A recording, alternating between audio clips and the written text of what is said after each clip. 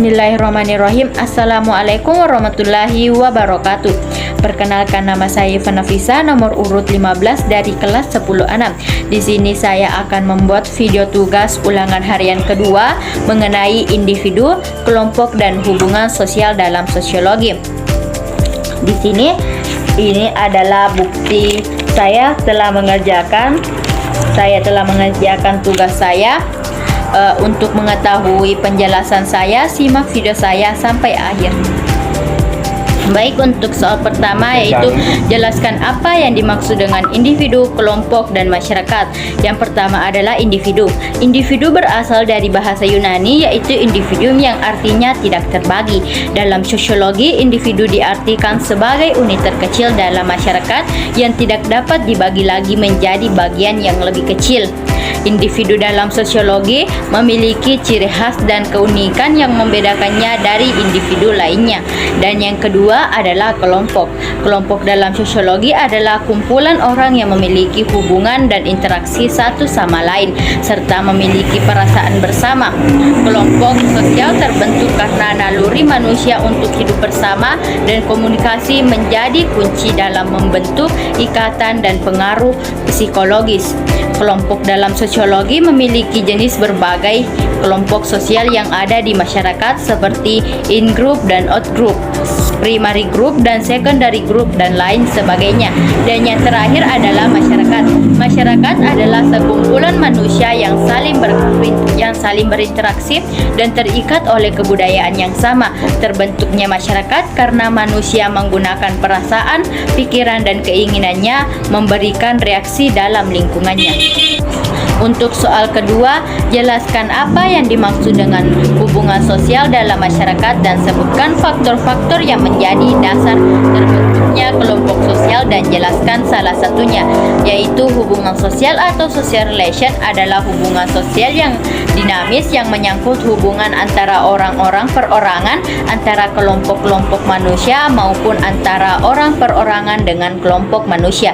Adapun faktor-faktornya, yang pertama adalah faktor keturunan, yang kedua faktor daerah asal, ketiga faktor geografis, dan keempat faktor kepentingan. Faktor kepentingan berbentuk di lingkungan maju seperti pada masyarakat kota dan masyarakat industri.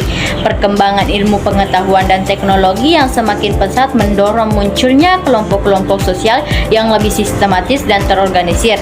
Yang kelima, faktor keagamaan, dan yang terakhir adalah faktor ideologi kenegaraan. Soal ketiga, sebutkan 6 jenis kelompok sosial ditinjau dari beberapa sudut pandang dalam Soeharto 2004-125 dan jelaskan salah satunya. Adapun jenis-jenis kelompok sosial dalam Soeharto 2004, yang pertama menurut cara terbentuknya, kedua menurut erat longgarnya ikatan antar anggota, ketiga menurut kualitas hubungan antar anggota, keempat menurut pencapaian tujuan, kelima klasifikasi menurut pendapat Merton, dan yang terakhir adalah menurut sudut pandang individu. Jenis ini dapat dibedakan menjadi in-group dan out-group. Yang pertama adalah in-group atau kelompok sendiri, merupakan kelompok dalam di mana individu yang bersangkutan mengidentifikasi dirinya dalam kelompok dengan sebutan kami atau kita. Yang kedua, out-group atau kelompok luar, merupakan kelompok yang menjadi lawan in-group yang terkadang ditandai dengan sikap antisipasi sehingga dapat menjadi dasar munculnya sikap entriosentris. Soal keempat, ada dua soal, yaitu A. Sebutkan hakikat sosial dan jelaskan salah satunya. B. Sebutkan 6 bentuk-bentuk hubungan sosial dalam masyarakat. Saya akan menjawab terlebih dahulu untuk soal A. Hakikat hubungan sosial terbagi menjadi 3, yaitu pengertian hubungan sosial, kedua karakteristik hubungan sosial, ketiga perbedaan hubungan sosial dengan interaksi sosial. Yang akan saya jelaskan adalah pengertian hubungan sosial. Hubungan sosial dapat menunjukkan pada suatu bentuk interaksi sosial yang lebih luas yang diatur oleh norma sosial antara dua orang atau lebih yang memiliki posisi dan peran sosial.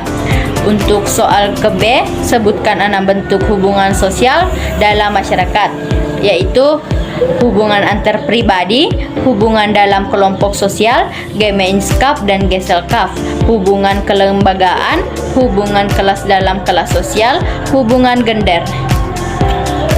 Untuk soal kelima yaitu A. Sebutkan faktor pendorong dan penghambat terjadinya hubungan sosial dan jelaskan masing-masing salah satunya. Yaitu faktor pendorong. Pertama, faktor sosial. Sebagai makhluk sosial, kita tidak mungkin hidup sendiri. Kita membutuhkan kehadiran orang lain untuk memenuhi kebutuhan, membentuk pertemanan, bergaul, meminta bantuan, bermain, dan lain-lain. Kedua, faktor ekonomi.